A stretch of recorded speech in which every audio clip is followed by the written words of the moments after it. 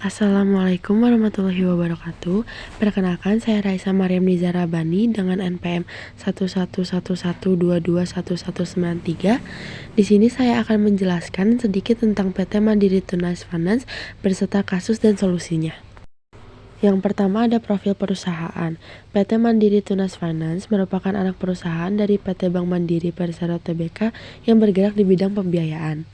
Kepemilikan saham oleh PT Bank Mandiri Persero sebesar 51% dan PT Tunas Ridean Tbk sebesar 49%. Fokus bisnis dari PT Mandiri Tunas Finance adalah pembiayaan komersial car, passenger car, motorcycle, heavy equipment untuk retail customer dan Mandiri KKB, serta fleet customer. Selain itu, PT Mandiri Tunas Finance juga menyediakan pembiayaan untuk pendidikan, pernikahan, renovasi rumah, travel, happy health. Pada tahun 2017, PT Mandiri Tunas Finance juga menyediakan pembiayaan berbasis syariah.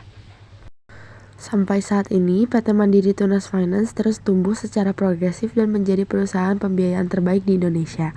Terbukti dengan award yang telah diraih MTF setiap tahunnya. Pada tahun 2017, MTF mendapat penghargaan sebagai perusahaan pembiayaan di Indonesia terbaik 2017, kelompok perusahaan non-Tbk dengan aset lebih dari 10 triliun, Most Popular Company kategori pembiayaan, dan Top Multi Finance on aset lebih dari 10-20 triliun. Selanjutnya ada visi dan misi dari PT Mandiri Tunas Finance.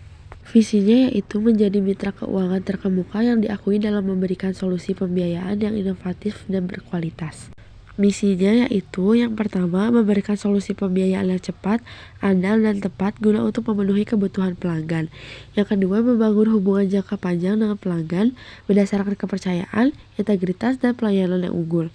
Yang ketiga, mendorong pertumbuhan ekonomi melalui dukungan pembiayaan yang berkelanjutan bagi sektor-sektor yang strategis. Selanjutnya ada tahapan cara kerja PT Mandiri Tunas Finance.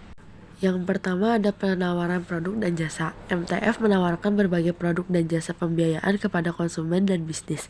Produk pembiayaan yang ditawarkan dapat mencakup pembiayaan kendaraan bermotor, alat berat, mesin, dan peralatan lainnya. Selanjutnya ada pemasaran dan promosi. MTF melakukan kegiatan pemasaran dan promosi untuk memperkenalkan produk dan jasanya kepada calon konsumen.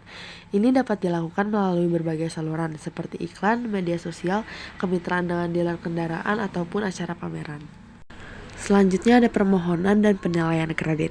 Setelah calon konsumen tertarik dengan produk MTF, mereka dapat mengajukan permohonan pembiayaan. MTF akan melakukan penilaian kredit untuk menilai kelayakan calon peminjam. Proses ini melibatkan evaluasi informasi keuangan, riwayat kredit, dan kapasitas pembayaran calon peminjam. Yang keempat ada persetujuan dan penandatanganan perjanjian.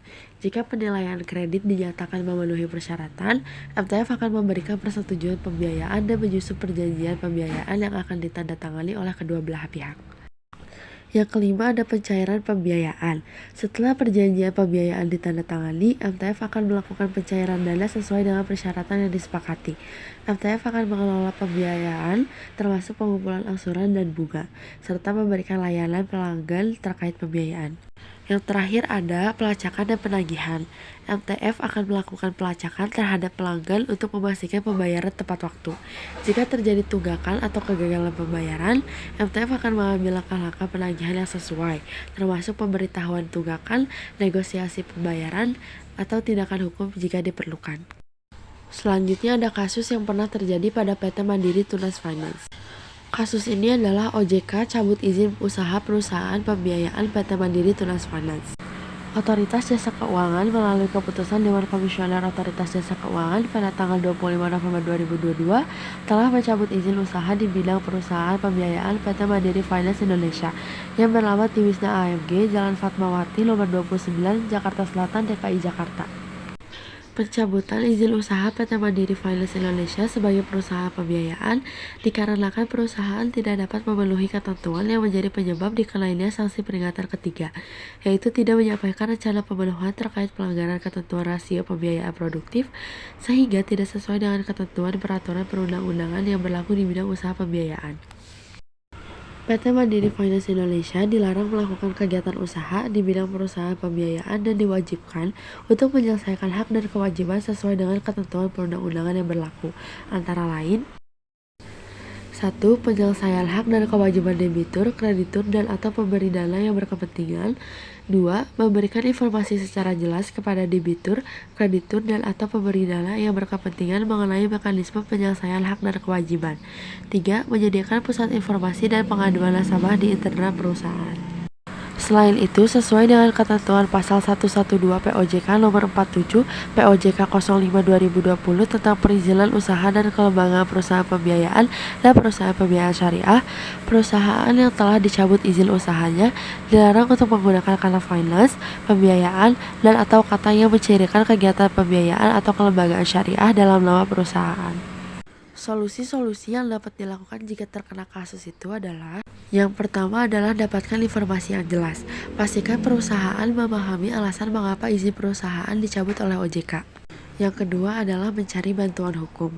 Konsultasikan dengan seseorang ahli hukum yang berpengalaman dalam masalah regulasi keuangan. Yang ketiga adalah evaluasi dampaknya. Identifikasi risiko dan potensi kerugian yang mungkin timbul akibat kehilangan izin. Yang keempat adalah tinjau dan perbaiki masalah yang mendasari. Tinjau kembali dan perbaiki proses internal, kepatuhan hukum, dan manajemen risiko perusahaan. Yang kelima ada ikuti prosedur hukum yang berlaku. Ikuti semua prosedur hukum yang ditetapkan oleh OJK dalam pencabutan izin. Itu saja yang dapat saya sampaikan mengenai PT Mandiri Tunas Finance. Mohon maaf bila ada kesalahan kata. Sebelumnya saya mengucapkan terima kasih. Wassalamualaikum warahmatullahi wabarakatuh.